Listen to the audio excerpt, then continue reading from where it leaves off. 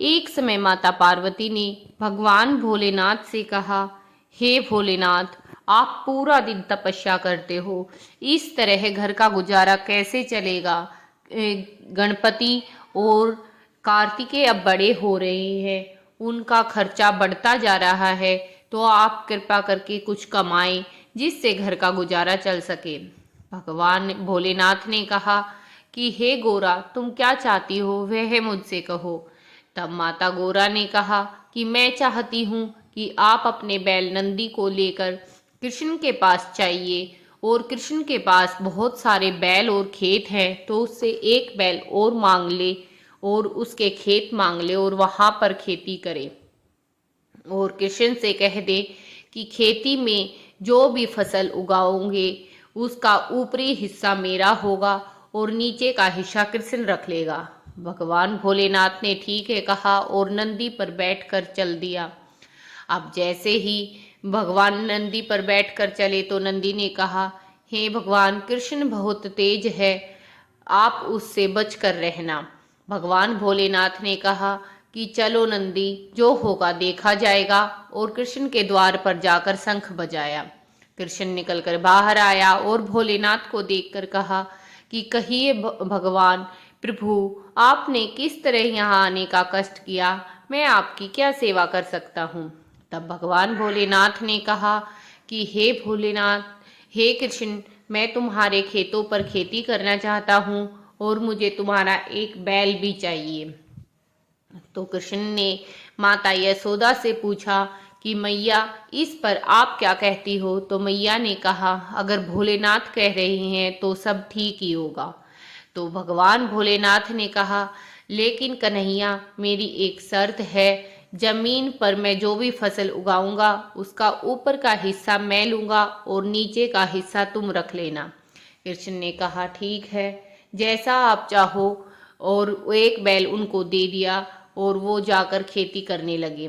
फिर भगवान भोलेनाथ ने पूछा कि कृष्ण बताओ कि मैं वहाँ पर क्या फसल उगाऊं? तो कृष्ण ने कहा कि आप आलू की फसल उगा लेना। भगवान भोलेनाथ ने फसल उगाई, बहुत ही अच्छी फसल हुई, और भगवान भोलेनाथ के ऊपर आलू के पत्तों को लेकर कैलाश की तरफ चल दिए और नीचे के आलू सारे कृष्ण ने अपने पास रख लिए। भगवान भोलेनाथ ने गोरा मैया को जब ले जाकर वो पत्ते दिखाए तो गोरा मैया बहुत क्रोधित हुई और कहा, इस घास फूस का मैं क्या करूंगी? आप ये क्या करके आए हो? तब भोलेनाथ ने कहा, मैंने तो वही किया जैसा आपने कहा, आप जो कहो मैं वैसा ही करूंगा। माता ने फिर से जाने के लिए कहा और कहा कि अब की बार तुम कहना कि जो भी फसल मैं उगाऊंगा उसका नीचे का हिस्सा मैं लूंगा। भगवान भोलेनाथ ने ठीक है कहा और फिर नंदी पर बैठकर चल दिया। नंदी ने फिर वही रास्ते में बात दोहराई कि भगवान, कन्हैया बहुत तेज है, आप उनसे बचकर रहना। भगवान ने वही बात फिर से कही कि चलो, जो होगा वो देखा जाएगा, और जाकर कन्हैया को फिर से बैल और खेत मांगे।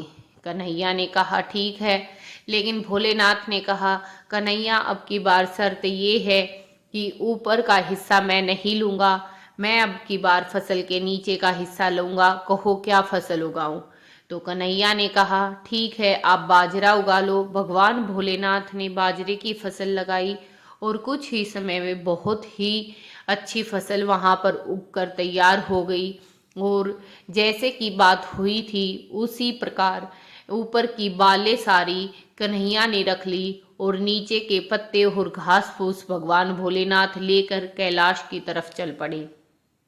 अब जब वो कैलाश में पहुंचे और वहां ले जाकर उन्होंने वो गठड़ी माता पार्वती को दी, तो माता पार्वती और गोरा मैया को बड़ा गुस्सा आया और कहा कि हे भगवान, ये आपने क्या किया?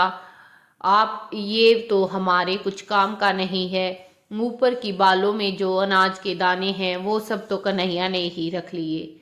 इस पर भगवान भोलेनाथ ने कहा कि देखो गोरा, तुमने जैसा कहा मैंने वैसा ही किया, अब तुम जो कहो मैं वो करूँगा। तुमने फसल का नीचे का हिस्सा मांगा, मैं वही लेकर आया हूँ। इस पर माता गोरा ने भगवान भोलेनाथ को कहा कि हे भोलेनाथ, आप फिर से जाइए और फिर से फसल उगाइए, जिससे हमारे परिवार का भरण पोषण हो सके। इस तरह तो हम सब भूखे रह जाएंगे और हमारे घर का गुजर बसर नहीं हो सकेगा। आप अब की बार जाना और कन्हैया को कहना कि अब की बार फसल का ऊपर और नीचे का दोनों ही हिस्सा मैं लूँगा। अगर उन्हें आपत्ति ना हो तो आप फसल उगाना। भोलेनाथ ने ठीक है कहा और फिर से कन्हैया के घर की तरफ चल पड़ा और जाकर कन्हैया को कहा कि कन्हैया, मुझे फिर से तुम्हारे बैल और जमीन चाहिए। तो कन्हैया ने कहा ठीक है प्रभु, आप ले लीजिए। तो भोलेनाथ ने कहा कि लेकिन अब की बार एक शर्त है कि फसल का ऊपर का और नीचे का हिस्सा दोनों ही मैं रखूंगा। कृष्ण ने कहा ठीक है। तो भगवान भोलेनाथ ने फसल उगाने के लिए पूछा तो कहा कि आप मक्का उगाओ।